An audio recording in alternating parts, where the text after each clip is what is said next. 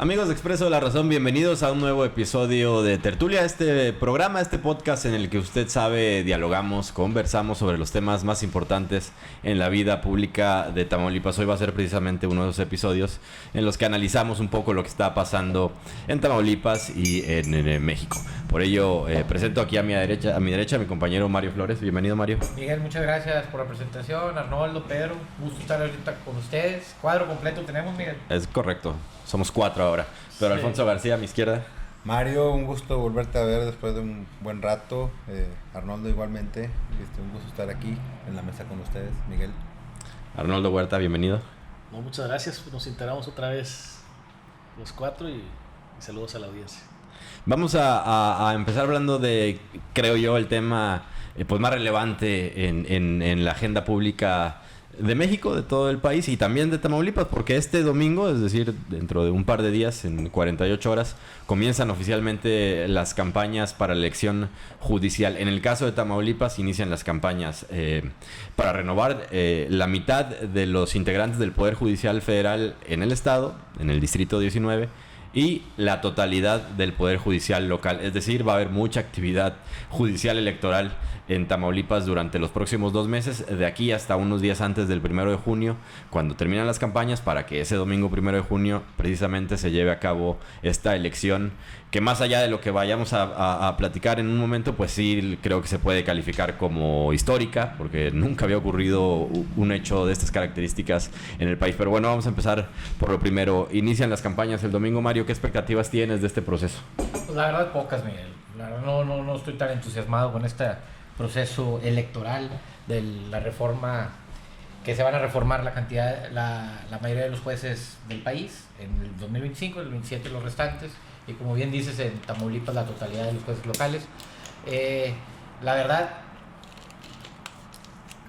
hay muchas cosas, como es la primera, que nosotros como ciudadanos, que no estamos tan integrados al Poder Judicial, desconocemos, y me imagino que también los propios que participan desde el Poder Judicial lo desconocen, debido a que pues hay demasiados. Un ciudadano común en México, bueno, y en el mundo, no sabemos ni a qué juzgado te corresponde asistir en caso de que tengas un evento en algún juicio, ¿verdad? Entonces no se sabe bien ni la estructura orgánica del Poder Judicial, qué se está eligiendo, si es un juez local, juez de distrito, juez federal. No se sabe cuáles son las competencias diferentes entre unos y otros, la mayoría de la gente, ¿verdad? Entonces este proceso electoral lo han explicado varias veces en la mañanera. Vi que la secretaria de Gobernación, Rosa Isela, fue la semana pasada, explicó cómo va a estar la boleta en la mañanera y todo. A ver, soy bien sincero, está complicado hasta para cualquier persona entender la situación del día, cómo se va a votar, la cantidad de nombres que van a venir, la cantidad de personas que desconocemos como ciudadanos. Vamos a ver también la asistencia de la gente el día de la elección. Ahora que ya empiezan las campañas, vamos a ver cómo se desenvuelven todos los candidatos y candidatas que van a participar en ellas, y el día de la elección vamos a ver con cuánto respaldo cuenta esta reforma, porque si llegamos al día de la elección y vota el 8%, 9%, 10% del electorado en el país, pues qué tan vinculante con la sociedad puede ser, con la sociedad mexicana, esta llevada al pueblo del Poder Judicial. Por lo que sí creo que es una situación algo compleja para los próximos meses. Y esperemos que sea de la mejor manera, ¿verdad? Que lleguen las personas más preparadas para ejercer justicia en el país. ¿Tú cómo lo ves, Pedro? Yo sigo considerando que no se ha involucrado la ciudadanía como debe ser en el proceso. El gobierno en sus 3 poderes no ha logrado hacer como un recorridos o visitas a escuelas, en colonias, no sé, para explicar de qué manera impactaría directamente su vida diaria la reforma y por qué es importante que se involucre a la ciudadanía. Creo que se ha dado en el total oscurantismo y pareciera como que tenemos que darles un voto ciego de confianza al poder, y en realidad a estas alturas de la vida y de lo que ha pasado en el país, creo que ya el gobierno debería de actuar de otra forma, y y ha sido muy poco transparente el proceso en todos los sentidos, pero principalmente en darle a entender a la ciudadanía el valor de esta elección y por qué deben de acudir a las urnas. ¿Tú cómo lo ves, Arnoldo? Pues coincido con lo que decía Mario, que es un desafío importante, ¿no? Yo creo que la participación ciudadana es lo que va a definir el éxito o no de esta elección del próximo 1 de junio, Uh-huh. que empieza ya el periodo electoral a partir de este domingo. Es decir, pues bueno, realmente ya podemos observar, al menos uno que se maneja en el medio, pues desde hace tiempo o esta semana sobre todo, no sé si les ha llegado a ustedes un sinfín de solicitudes de páginas de personas que a lo mejor conocían o no, pero que evidentemente pues son personas que son candidatas y candidatos a los puestos de elección en cargos de juzgadores, ya me refiero a magistrados, juezas o jueces, ¿no? En diferentes materias. Creo que sí, también coincido con Pedro, creo que faltó desde el día 1, y me refiero desde el día 1, que el día inició con la iniciativa que se presenta en el Congreso de la Unión, pero ya como aprobación, ¿no? Ya desde que fue septiembre del año pasado. Sí. O sea, desde ese día hasta todavía, ahorita ya no lo escuchas muchos porque hecho está, ¿no? Pero creo que se enfocó más en criticar la reforma y en tratar de pararla de ciertos sectores o de ciertas oposiciones, que en aceptar que algo que era lógico, que iba a pasar. Entonces, en ese tiempo de no aceptación, de molestia, de repudio, etcétera, se perdió demasiado tiempo necesario que era y que es y que todavía es para que la ciudadanía entienda este procedimiento, ¿no? Hace rato de que empezamos el programa platicábamos, a ver, es igual que cualquier elección, en el sentido general, ¿no? Es una elección. Hay urna, la gente vota. Es un proceso electoral. Ahorita íbamos platicando particularidades, es un proceso electoral, nada más que pues ahora se votarán juzgadoras y juzgadores, ¿verdad? O sea, una cuestión organizacional, por así decirlo. Pero al final es una elección. Entonces, ¿cómo se lleva una elección? Pues los candidatos se dan a conocer, los candidatos van a dar sus propuestas, que lo veremos a partir del domingo, pero la gente ya sabía en todas las elecciones a qué van esos candidatos. ¿Sí me explico? Es decir, la gente, si se iba a acabar el término de un alcalde, ya sabían que iba a haber elecciones de un alcalde, ¿verdad? Si iba a acabar una gubernatura, una presidencia, ya sabían. Y ya la gente más o menos pudiéramos entender lo que hace un gobernante, ¿no? Aquí definitivamente la ciudadanía en términos generales no tiene muy claro por quiénes, o sea, para qué van a votar sobre las materias, grados, cuantías, niveles, etcétera, de lo que van a hacer. Ahorita mencionaba Mario, en Tamaulipas es total, ¿ya? Civil, mercantil, familiar, laboral, penal, ¿verdad? Y en lo federal la mitad, que la mitad también se dan esas materias, ¿verdad? Y que son circuitos judiciales distintos a los propios distritos judiciales del estado, ¿ya? Entonces sí creo que ahí pudiera decir que a todos los órganos, y me atrevo a decir que ahorita mencionaron los tres poderes, pero también a los órganos desconcentrados como los órganos electorales, que son los encargados administrativamente de promover la situación, también los vi dormidos, ¿no? O sea, vi que últimamente se están mandando información cuando debió hacerse desde hace mucho, ¿no? Esa es una primera impresión del tema.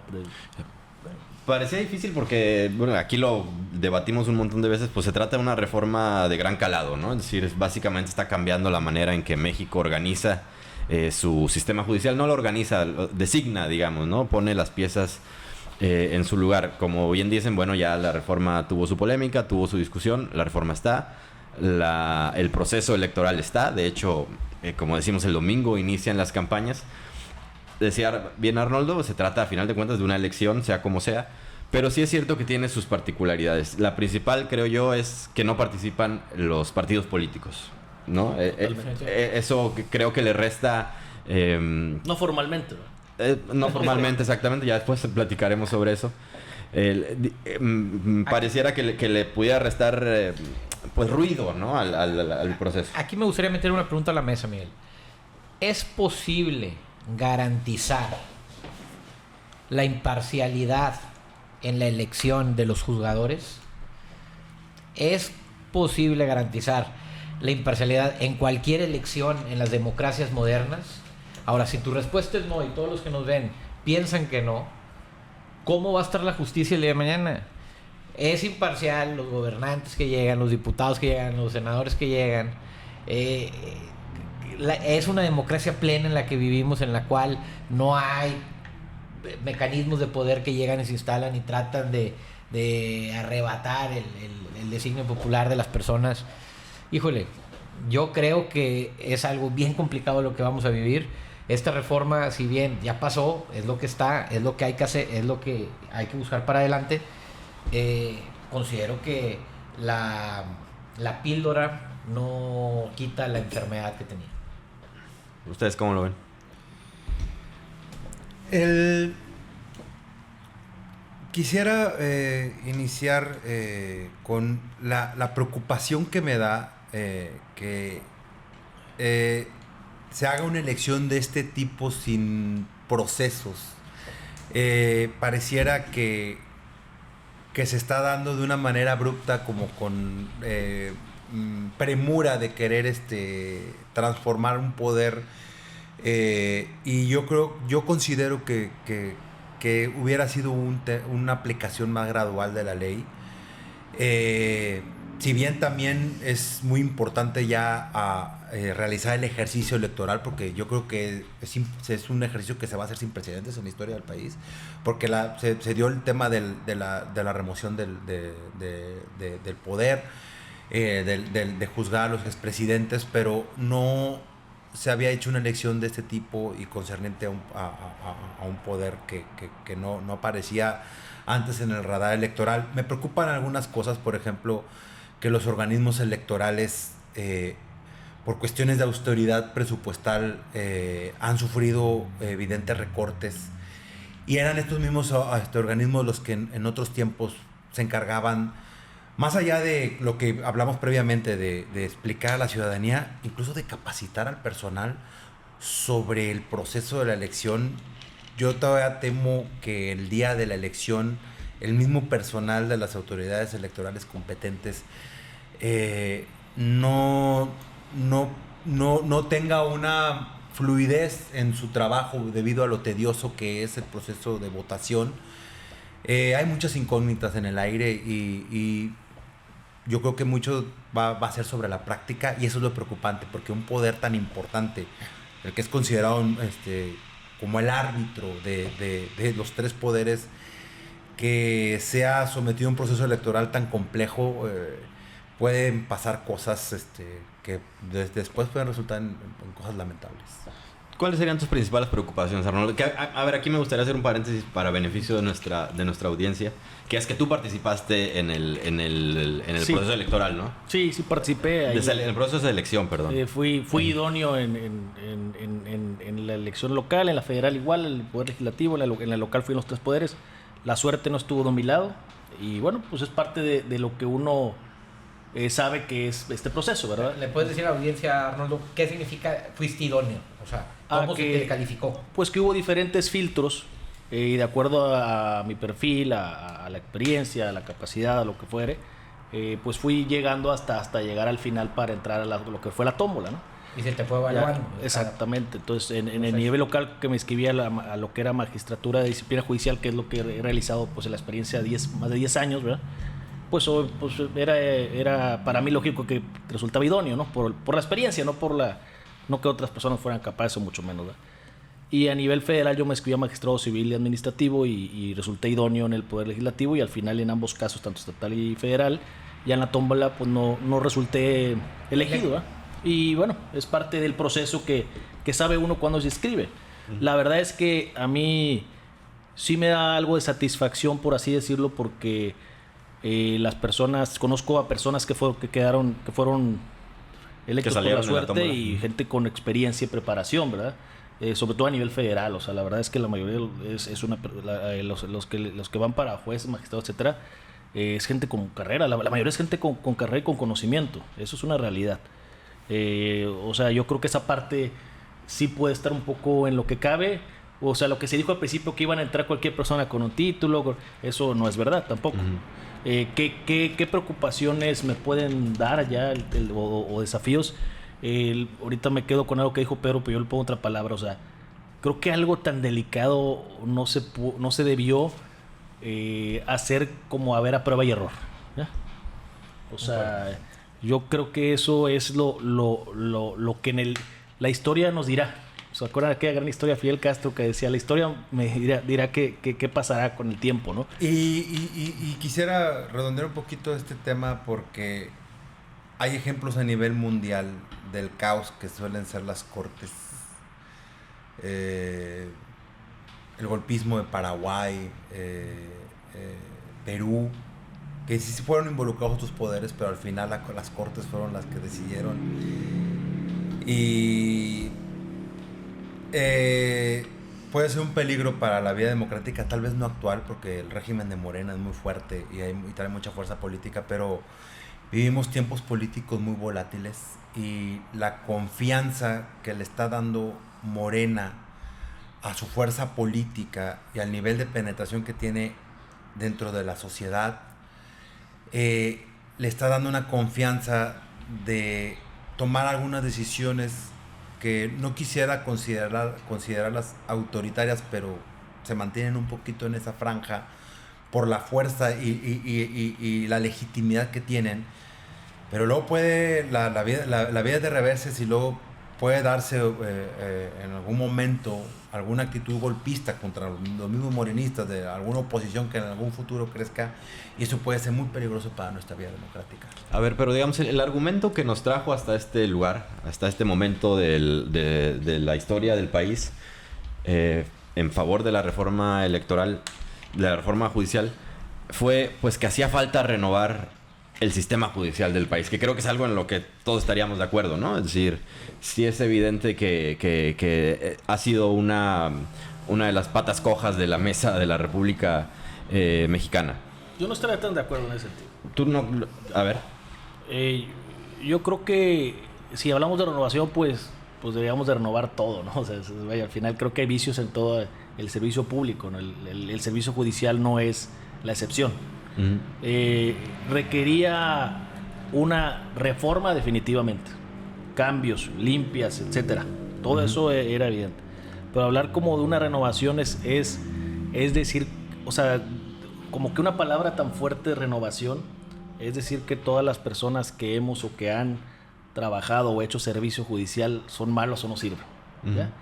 Se oye, o sea, es que así se entiende, pero al final del día, cuando tú ves los candidatos a ministros y ministras, cuando ves la mayoría de los candidatos a magistrados, jueces federales, pues son de los mismos poderes judiciales. O sea, entonces... Sí, la gran diferencia es que van a ser electos por la gente, ¿no? Exactamente, yo creo que ese es un tema distinto. Reforzar la creación del Tribunal de Disciplina Judicial le da una independencia a esa materia, por así decirlo, que hasta el día de hoy lo tiene un consejo que ve el administrativo y la disciplina, se va a dividir. Esperemos que esa organización funcione con ese objetivo, ¿verdad? O sea, sí faltaba o qué falta. Sí faltaba o falta o renovar, si lo quieres decir, usar esa palabra, en entender que el servicio judicial, y lo digo con mucho respeto para amigos y para uno que tiene años ahí, que no somos ajenos al servicio público. O sea, esa parte sí creo que debe dejarse claro. O sea, el juez, la jueza, el magistrado, la magistrada o cualquier servidor judicial no deja de ser un servidor público. Y como servidor público se debe a la gente y al escrutinio, ¿ya? Yo siento que el error más grave del Poder Judicial, políticamente hablando, se puede decir así, es que cayó en cierta arrogancia, por así decirlo. ¿Excesos? En un exceso de creer que son... O sea, confundió la palabra en ciertas cosas, porque hay muchos ejemplos que se han mencionado nacionalmente, no nada más en este sexenio, o en el anterior, o sea, en diferentes momentos. La palabra independencia con arbitrariedad o con oscuridad. O sea, como que yo soy independiente, a mí nadie me puede checar. No, eso no es así. Esa es la parte. Esa es la parte que yo creo que aclararía, o desde mi punto de vista sería distinta, ¿no? Yo, desde mi punto de vista, Miguel, concuerdo en una cosa contigo. A ver, si algo puede ser mejorable, que se mejore. ¿El Poder Judicial era mejorable? Claro que era mejorable. ¿La justicia era rápida y expedita como en teoría debiese ser? No, absolutamente. Claro que no. Por lo tanto, ocupaba una solución diferente. Ocupaba una reforma el Poder Judicial, en efecto. Lo que me lleva a mí a pensar es que la la reforma que se propuso, se votó y se aprobó, no lleva consigo las respuestas a los problemas que tenía y vivía el Poder Judicial. ¿Por qué? Porque, dice Arnoldo, pues muchos jueces, candidatos, jueces y juezas, son de los que ya estaban y los mismos que están. Ahora, cambiando las personas que están, ¿cambia el Poder Judicial simplemente por cambiar las personas? Lo hemos visto en el Ejecutivo, ha cambiado el PRI, ha cambiado el PAN, ha cambiado Morena. Sí, ¿hay corrupción? claro. Antes, sí. ¿Hay corrupción ahora? Pues también. Hay Problemas sociales existen. problemas sociales, nepotismo, tal. Hay antes, ahora y va a haber mañana probablemente. Entonces, cambiando las personas juzgadoras, ¿va a solucionar los problemas del Poder Judicial? No. Los cambios deben de ser más profundos y deben de abarcar hacia otras áreas. Son más sistémicos que de personas. Ese es mi punto de vista. Entonces, creo, se dice al vapor, pero pues al vapor es lento cuando tú cocinas al vapor. Bueno, rápido, se hizo todo rápido. Creo que sí va bien una situación compleja. Ahora, no dudo de la capacidad de los juzgadores nuevos, pero no creo que se solucionen los problemas que venían. Es la verdad. Sí, por ejemplo, ahorita platicábamos de particularidades del proceso. Y antes de iniciar platicábamos un poquito, ¿no? Del tema, yo decía, híjole, ¿qué desafío veo? Yo veo un piso que a lo mejor no es tan fácil de verlo en la realidad ahora ya en el proceso electoral que empiece para las candidatas y los candidatos, de las personas que van a la boleta que ya son jueces o magistrados, tanto federal o local, ¿verdad? Por ejemplo, un juez federal que le toca guardia, le toca toda una semana. O sea, los jueces federales que les toca guardia a partir del lunes ya perdieron una semana de realizar sus actividades proselitistas. ¿Por qué? Porque para empezar, otra cosa, las leyes electorales dicen, no podrán realizar actos de campaña en horario hábil. Pero en materia judicial, pues casi todo el día es hábil, porque hay actuaciones judiciales hábiles todo el día, ¿ya? Ok, vamos a una interpretación más laxa. Sí, se refiere al horario laboral. El horario de oficina general es de 8 a 4, según las reglamentaciones, las leyes. Pero el horario de un juez que tiene un detenido, como en materia penal, un juez que está en guardia en materia federal, en amparo, en todas las situaciones, está todo el día. ¿A qué horas va a poder buscar que la gente vea lo que hace si está trabajando en la oficina? ¿Ya? Claro. Compitiendo contra a lo mejor otra persona que también tiene su trabajo, que es un litigante, que es un servidor público en otra área, pero que no tiene términos todos los días como un juez. Te estoy hablando de penal. En laboral no le vaya a tocar a un juez federal o un juez local un conato a huelga. Uy, no, ya te llevó todo. Pero sería un escenario similar al que ocurre en las elecciones comunes, ¿no? Es decir, por ejemplo, un alcalde puede ser candidato a la reelección sin solicitar licencia y tiene la misma limitancia. Pues sí, no, yo creo que no es lo mismo. Porque en la práctica lo vemos, en la práctica vemos que no es así. Sabemos que en la práctica un alcalde puede no estar, puede salir, a veces no piden permiso y viajan, etc. Pero un juez literal no puede dejar. Las audiencias ahora, todos los días, los jueces todos los días tienen audiencias, ¿ya? Y ya no es como el sistema anterior. En todas tiene que estar el juez. O sea, no puede suplir el secretario. ¿Me explico? O sea, no, y si todos los días te llega algo urgente, te repito, un caso muy claro y así lo pongo en la mesa como es. Muy común. Los jueces federales entran en guardia una semana. ¿Qué es estar en guardia? Toda esa semana, todos los asuntos urgentes los tienes que tener tú. A la hora que llegue. A la hora que llegue. ¿Ya? Entonces estás ahí todo el día. Es hasta psicológicamente difícil, ha de ser, digo, no estoy de situación, pues saber que estás en guardia y que te puede llegar algo y que te están llegando y que te está avisando tu secretario, llegó esto, llegó lo otro y estás en un evento o estás en la tarde.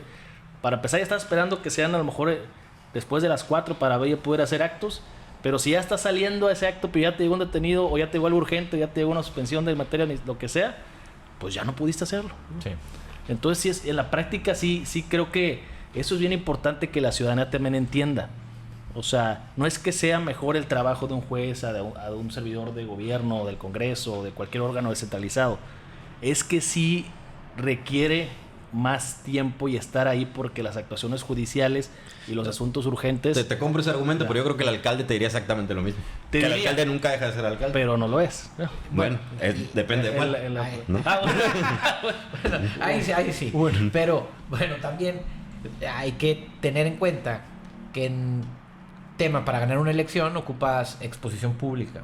Los alcaldes, al final del día, tienen una partida en su presupuesto que se llama comunicación social. ¿verdad? No, y todo lo que aparte, resuelven es público. O sea, y todo lo que hacen es trabajo público. Claro. Los jueces, un juez que realmente tiene que hacer una guardia versus un juez versus un candidato a juez que pues realmente está en su despacho, ¿verdad? Que pues nada más le están pide para las copias a los clientes.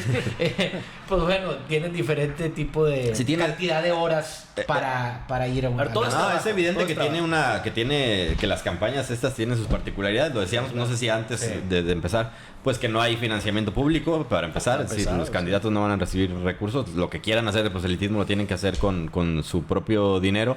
No tienen acceso a radio y televisión, no tienen tiempos oficiales, lo cual nos lleva a pensar que pues esta campaña se va a hacer mucho en redes sociales, pero incluso en redes sociales también va a haber ciertas limitaciones. Así es que sí es verdad que va a ser una campaña muy particular. Podríamos invitar a varios candidatos y candidatas a... Claro, este tipo de espacios precisamente yo creo que van a servir para eso, para conocer su opinión. Exactamente, sí. Independientemente de eso, sí, lo cierto es que yo creo que el 1 de junio vamos a tener ya el termómetro de cuál fue el éxito o no. Un poco de lo que ustedes decían, de la falta de vinculación de este proceso para con la ciudadanía. Hay algo que a mí me tiene un poco preocupado sobre esta elección y es... hay límites para que las personas que participaban en la elección judicial no lo hagan después en otro poder. No. En el Congreso, Pues una vez perdiendo, pues ya. Uh-huh. Ahora, o ganando. ganando, pues tiene. o sea, que... Me refiero que pues ganan y pueden hacer una tercera elección después. Ahora, ¿no? Claro. O ha ocurrido al revés. Hay gente de la función pública que pasa. Sí, ya es una al politización Poder total de Judicial. los órganos. Ahora ya también veremos la fiscalización del INE, del IETAM y demás. Son las mismas Porque de reglas, repente, claro. Imagínate, hay topes Sí, hay topes de campaña. Imagínate que empieza a haber 300 bardas del mismo candidato, la misma candidata pintadas y espectaculares. Claro. Y... Bueno, creo que está prohibido ya. O sea, en este proceso está prohibido los espectaculares. Creo que todo es redes sociales y creo que no sé si algunos boletas Cosas muy pequeñas, sí. sé. Pero sí, los órganos electorales van a cumplir la misma función de fiscalización. Es decir, oye, esto te costó tanto, te pasaste. Sí, por ejemplo, el famoso mapacheo, que va a existir seguramente en alguna parte del país. No en este estado, en alguna parte, muy lejos. No, claro que no. Entonces está permitido el chapulineo. ¿Cómo? Chapolear Chapulineo, el brinco de algo muy común en la política sí, mexicana. no Llegas al espacio y te vas Claro, a por otro. ejemplo, si gana alguien para juez y luego hay un proceso electoral el próximo año 2 y quiere ser alcalde, pues Lo puede hacer. Que Queda libre. Pues, claro, digo, es la misma práctica. O sea, Eso es lo que ocurre. Dices, práctica sería. Aquí el tema es que sí, evidentemente, si los órganos electorales de fiscalización detectaran que una candidato está comprando voto, pues evidentemente Sí, es otra sería cosa. una razón. Eso sí viola la ley electoral. Ahora claro. todos los días vemos en periódicos, en los medios de comunicación, que se están bajando candidatos y candidatas. ¿Qué es lo que está sucediendo ahí? Sí ha habido declinaciones, un poquito más de 20 Lo en que total. pasa es que al menos algunos casos que yo observé, no todos, pero porque conozco a algunas personas, es que quedaron de candidatos en el local y en el federal. Ah. No se Y podía. optaron por el federal. Y optaban muchos. por federal. Pero no todos, ¿eh? Creo que son como Sí. una tercera parte de todas las Sí, declinaciones. Los demás pues aducen motivos personales. Sería difícil saber específicamente qué los llevó a tal decisión. Pero sí es verdad que ha habido un número alto, De de declinaciones. sobre todo después de un proceso de selección tan complejo. Tú lo sabes, Claro, Arnold, claro. lo comentaste hace un momento. Es decir, llegaron ya hasta tener la suerte de salir en la tómbola y al final, bueno, decidieron por motivos Sí, personales. ahí sí se me hace un poco egoísta las personas. O sea, no las personas que decidieron, yo creo que tienen Finalmente si es no hay una una decisión razón personal. real para bajarte de la contienda, se me hace egoísta que le hayan quitado la Para que oportunidad por alguien participaste, más. claro. Ujú. Sí, es verdad.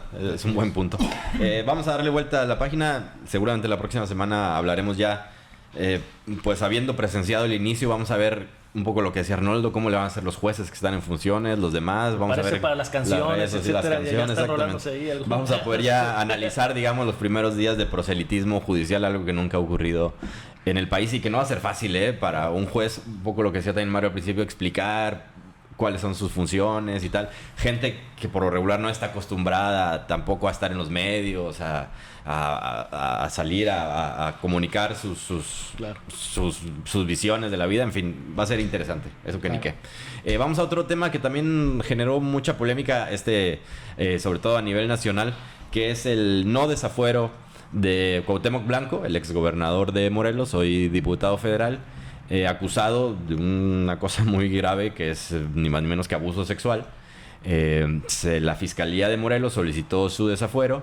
En un caso similar, por ejemplo, a lo que ocurrió en Tamaulipas con el expresidente del Tribunal Electoral, también la Fiscalía solicitó su desafuero por un caso muy similar. Pero bueno, aquí sí se aprobó el desafuero. En el caso de Cuauhtémoc Blanco no. Por una inmensa mayoría de diputados conformada por Morena y el guiño político por el PRI, lo cual también podremos analizar más adelante. ¿Qué mensaje se manda con esto, Mario? ¿Qué opinión tienes? La verdad, se me hizo pésimo la postura de Morena y el PRI para votar en contra del desafuero de Cuauhtémoc Blanco. A ver, no tengo nada, es ídolo Cuauhtémoc Blanco como futbolista, obviamente. No me acuerdo de las cuauhtemillas que hacía. Como gobernador no de Morelos. Como gobernador no tanto, la verdad no tengo tanta información, pero pues hubo muchos escándalos. Solía ser de los peor evaluados. Sí, solía ser de los peor evaluados. Sin embargo, en este caso específico, a ver, todos desconocemos si hizo el acto o no hizo el acto. Sin embargo, los argumentos por los cuales Morena lo apoyó, Morena y el PRI lo apoyaron, dicen que es porque el fiscal que estaba nunca trabajó, nunca hizo las cosas bien, que era un contrario político y que solo cuando ya lo iban a quitar, metió esta carpeta y se hizo todo esto. Y que la carpeta estaba mal integrada. Y demás. Son los argumentos y pueden tener razón, no lo descarto, obviamente pueden tener razón. Sin embargo, desde mi punto de vista, no le correspondía a los partidos políticos en el legislativo decidir si en este caso el agresor, supuestamente agresor, Cuauhtémoc Blanco, es culpable o no. Eso debiese, desde mi punto de vista, haber ido al tribunal correspondiente y que se lleve el juicio correspondiente para que un juez en la materia correspondiente designe a favor o en contra de si es culpable o inocente. Al no desaforarlo, nos perdimos la oportunidad de saber a fondo el detalle de si es culpable o no de este atroz delito que se le imputa. Sí, porque en todo caso el juez de control pudo haber dicho esta carpeta no tiene nada y claro, y rechazar la vinculación a proceso, ¿no? Era lo que hubiera podido pasar. Pues mira, yo me voy, perdón, te me adelanté, sí. Se va a enojar. Fíjese que yo me voy un poco más allá. Yo quiero también cuidar mucho la manera en que hablamos del tema porque es un tema delicado, pero quiero también ser objetivo y un poco técnico. Hay cosas que sí es cierto que mencionó incluso la presidenta Claudia Sheinbaum ayer o antier, que decía que sí, que efectivamente esta acción la solicita un ministerio público de una fiscalía que era anterior, o sea, ligada al fiscal anterior, que era notorio la problemática que existía entre ese fiscal de Morelos y Cuauhtémoc Blanco. Eso es un hecho, ¿ya? Segundo hecho. Hay una acusación por parte del Ministerio Público que le solicita al Congreso el inicio del procedimiento de declaración de procedencia, que ese procedimiento culmina en un desafuero, ¿no? Para que pueda puesto a disposición del juez de control. ¿Cuál fue la votación que ocurrió esta semana? No, ahí te va. Que creo que estuvo mal desde mi punto de vista. Creo que primera, no sé de qué se le acusa bien. Veo difícil, sin tener elementos ni mucho menos, que sea culpable de esa situación. Sin embargo, creo que la manera en que se hizo fue un poco burda y dio un mal mensaje político-social al país. Todavía esa imagen de todas las mujeres atrás de él es más que lamentable, ¿no? Eso es de mi punto de vista. ¿Por qué? Porque yo creo que el derecho de petición o de ejercer un procedimiento no se le debe negar a nadie, ¿ya? Uh-huh. Entonces lo que se hizo les explico el procedimiento en términos muy amplios. Sí, por favor. ¿Qué debió hacerse desde mi punto de vista? ¿Y qué se hizo? ¿Qué se hizo? Presentaron una solicitud de inicio del procedimiento y lo desecharon. Lo desecharon, o sea, sabes que en un procedimiento jurisdiccional para desechar una demanda tiene que ser notoriamente improcedente. O sea, ¿en qué momento tuvieron tiempo de revisar bien? Yo no conozco la carpeta, seguramente va a tener vicios porque la mayoría de las carpetas de la fiscalía lo tienen, pero no creo que haya sido una carpeta que trajera nada más una acusación así nada más. Yo creo que había elementos que debían al menos a pasar el asunto a la comisión instructora y determinar, o sea, ver lo que contenía la carpeta, pues. Exacto. En un procedimiento transparente. ¿Por qué tiene que ser transparente este procedimiento a diferencia de otros tipos de procedimientos? Porque es un procedimiento político, ¿ya? No es un procedimiento no es un procedimiento penal formalmente hablando, ¿ya? Es materialmente penal, pero estás hablando de un diputado, ¿ya? Que representa. Entonces, desde mi punto de vista, lo que debió hacerse es iniciarse el procedimiento y ya abriendo la carpeta en un proceso transparente, como se ha hecho en otras ocasiones, en Zoom, con alegatos o lo que fuere. Como el caso de Cabeza de Vaca. El caso Bueno, de Cabeza de Vaca. el caso integró de la hacerlo. comisión Vimos incluso instructora. la audiencia por Zoom Bueno, y demás. que sea de esa manera y que yo creo que a lo mejor no había tantos elementos, no sé, pues además no veo a Cuauhtémoc Blanco siendo un abusador, o sea, no sé, digo, tiene otro tipo de cosas, pero toda la Bueno, vida... eso es imposible de saber. Sí, imposible, perdón, me arrepiento de esa parte. El punto al que voy es que, o sea, yo creo que la ciudadanía tendría que saber, por el tipo de figura que es, por el tipo de delito que es, al menos qué contenía, Claro. y si había elementos o no. Exacto. ¿Ya? Y ya al final se sube a la votación y que se vote en contra porque no hay elementos, punto. Pero ese carpetazo tan burdo, o sea, realmente es como si vas y presentas, digo, en una cosa muy básica, un escrito a solicitar una información y la entrada te lo batea, ¿verdad? O sea, se me hizo un poco, por todo lo que desenvuelve, por el mes de la mujer incluso, por el honor a la verdad, por el honor a las cosas, se me hizo una mala decisión. ¿Ya? Repito, es inocente si se compra lo contrario. No sé qué había. Hay un revanchismo, eso sí es cierto, el ambiente político lo conoce, lo que dice la presidenta es cierto. Había un problema Había un de enfrentamiento fiscal con el y todo. fiscal, claro. Posiblemente también se aprovechó y había, como todas las carpetas o muchas carpetas de las fiscalías que traen su vida, etcétera. Pero creo que la forma no fue la adecuada y en la política la forma es fondo, ¿no? Claro. Y menos cuando existe el Ministerio de la Mujer y todo Sí, eso. claro. O sea, Es muy evidente cómo Morena se encuentra bajo el dominio de una oligarquía patriarcal.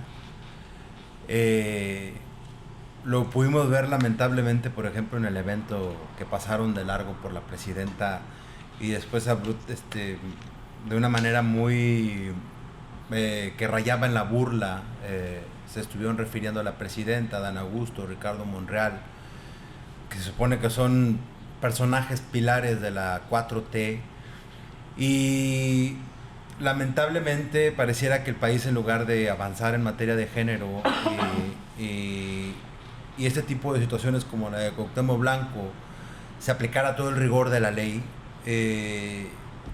Estamos viendo estos grupos de poder tratando de someter a la presidenta, de diezmar su autoridad, y es muy importante, yo considero, para el morenismo a nivel nacional, pero también puede surgir desde los poderes locales, que se acelere el proceso de otorgamiento de espacios de poder a las mujeres, que les permita, incluso yo me voy más allá de la equidad de género, que les permita tener una mayoría que les dé un poco más de habilidad para resolver los temas de debate público, que exclusivamente deberían de ser resueltos por ellas, y toda acción de este tipo, como la que se señala a Cuauhtémoc Blanco, sí deberían de ser muy bien considerada por las autoridades, y sí deberían de, como explicó Arnoldo, de realizar el proceso a Cuauhtémoc Blanco, pero es parte de una forma reaccionaria de operación política. No es la primera vez que lo vemos. Cabeza de Vaca lo llegó a hacer con la entonces alcaldesa de Reynosa, Maqui Ortiz. Si bien Maqui en muchos lados no es santo de devoción, pero la violencia política de género a la que fue sometida Maqui Ortiz fue evidente. Ella en su astucia dominó Cabeza de Vaca en su forma agresiva de actuar, y fue una parte de los lastres de él. Pero es algo que estamos viendo actualmente en Morena y es preocupante, y sí se requiere de acciones inmediatas en todos los niveles de poder para garantizar que el primer gobierno de una mujer se empiece una apertura más rápida y sólida de los espacios públicos para las mujeres. Qué interesante que lleves por ahí la conversación, Pedro, porque justo yo quería tocar ese tema. ¿Por qué persiste esta tendencia en Morena en seguir anclada, en seguir defendiendo a personajes impresentables en muchos sentidos, como Cuauhtémoc Blanco, digamos, es el ejemplo más a la mano, pero Manuel Velasco, en fin, hay muchos. Salgado Macedonio de Guerrero, Bartlett.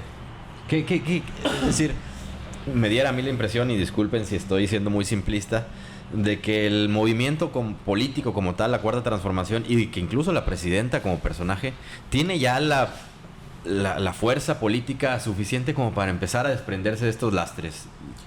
Porque yo creo, lo dijiste ahí está la clave. Este movimiento político se está convirtiendo en partido político. Se está institucionalizando con estructura y forma, personajes, la ideología ya la trae desde el principio y demás. Entonces, a ver, vimos hace 3 semanas las encuestas del Financiero, ¿de qué era? Sí. En donde salen los partidos de oposición con 10, 8, 7%, ¿verdad? De aprobación, de identificación de la ciudadanía con ellos. Entonces, Morena es un partido tan poderoso, con tanto apego a las bases a los ciudadanos en México, que pues realmente vemos a muchos personajes de cualquier partido político buscando espacios dentro de Morena. Si se los dan, están; si no, brincan a cualquier otro y crecen tantito para buscar ser fichados el día de mañana por Morena.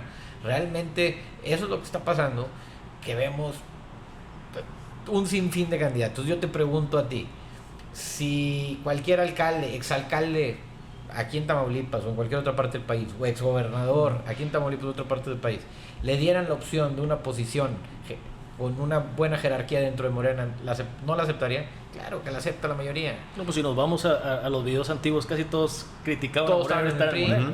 y todos estaban en el PRI, y ahorita Criticaban a todos AMLO, decían que estaba loco, y todos están todos brincando están Morena. Entonces, realmente eso es lo que está pasando, que estas personas con buenos cotos de poder, con dinero, con ya una trayectoria política, en lugar de formar cuadros Morena, pues están yendo a la fácil, están agarrando de la basura de otras partes, ¿verdad? Entonces, gente que ya ha estado muy reciclada, ha trabajado en el servicio público muchos años, o ha sido candidato o candidata en diferentes ocasiones, o ha ejercido un puesto ejecutivo o legislativo en el pasado, están brincando hacia la fácil, hacia... Pues, la gente va a votar por Morena, pongan a quien pongan. Son los tiempos que estamos viviendo ahora. El día de mañana puede cambiar. Claro. Pues así es la vía política de las naciones. Sin embargo, eso es lo que está pasando. Y aparte ofrecen soluciones a problemas real, a problemas de... Soluciones me refiero, no soluciones para el pueblo, soluciones para poder... Mira, yo te arreglo acá, sí, yo te soluciones pragmáticas, políticas. Sí. Políticas. Entonces, ¿por qué? Porque ya tienen lazos, ya están muy estructurados, ya están...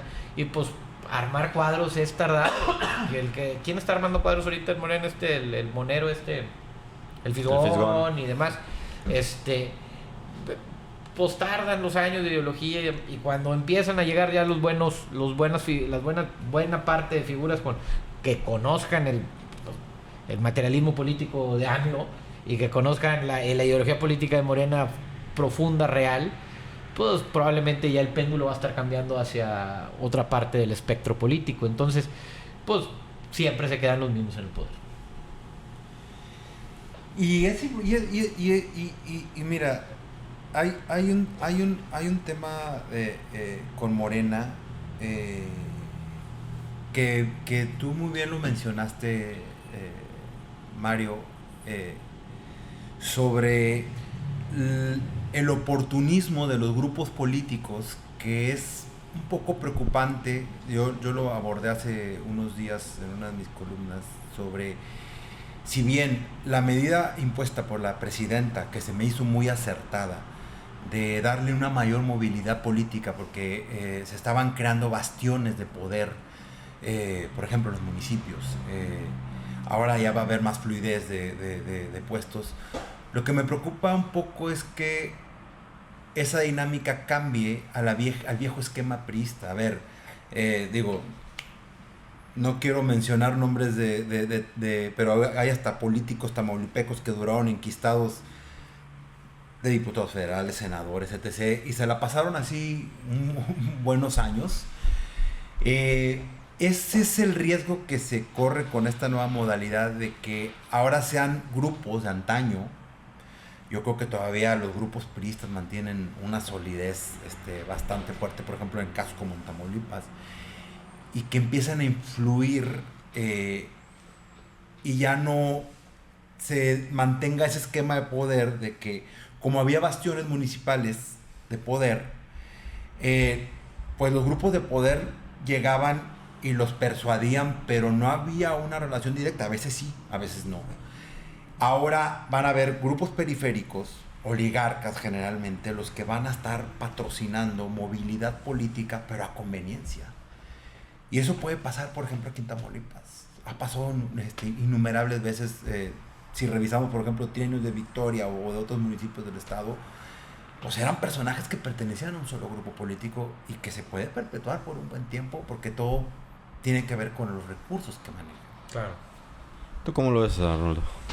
Pues yo coincido con lo que decía Mario hace rato. Creo que inicialmente era más fácil negociar con personas que ya traían una cuota de poder que formar área y poder, ¿no? Entonces, para lograr un objetivo, que era la reforma judicial, que era la reforma, muchas reformas que se hicieron, ¿no? O sea, controlar políticamente al país para poder tener la mayoría en los parlamentos, en los estados, etcétera, para las reformas estructurales que hizo Andrés Manuel y que quería que se continuaran, ¿no? El caso más claro, el de Yunes, votando a favor de la reforma judicial. Así lo veo. O sea, creo que eso puede costarle mucho a Morena a futuro y en la historia. O sea, porque estamos en la cúspide de Morena. No hemos visto el debacle de Morena. Sí. No que se desee el debacle de Morena ni que vaya a pasar, pero es evidente porque ni el PRI toda la vida. O sea, es imposible que un partido, sea cual sea, dure toda la vida en el poder. Claro. Eso se verá con el tiempo, con las acciones y en la resistencia también de la ciudadanía, ¿verdad? Aquí el tema que veo es que yo creo que la presidenta Claudia Sheinbaum tiene una oportunidad imperdible, porque al final del día, los que conocemos un poco la historia de ella, pues es una luchadora social de toda la vida, ¿no? Conoce las bases de este movimiento, conoce los ideales de este movimiento, y creo que tiene este sexenio, ahorita es muy pronto, no tiene ni un año, o sea, para retomar esas bases y aplicar lo que en la política se hace siempre. Los acuerdos que en su momento fueron necesarios y se cumplieron, pierden vigencia cuando el objetivo ya está hecho, ¿ya? Es decir, se hicieron acuerdos de cuotas de poder, ahorita mencionaste algunas personas impresentables, algunas personas compromisos de que se lograron para lograr ciertos movimientos, reformas territoriales, etcétera, pero con el tiempo los compromisos se van terminando. Ya veremos al final del sexenio si lo que estoy diciendo pasa o si simplemente se sigue haciendo el monstruo más grande, ¿no?